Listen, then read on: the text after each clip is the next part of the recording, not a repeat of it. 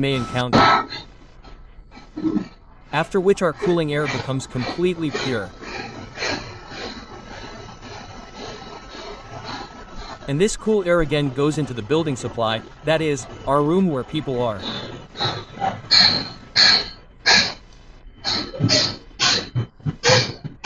So you will see that this cooling coil is the coil where our chilled brine solution comes, and by flowing air over it, we get cool air for our clothes.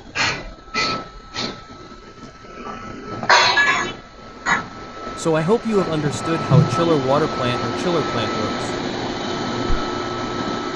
If you have any doubts, you can ask by writing in the comment section. See you in a new video with a new topic.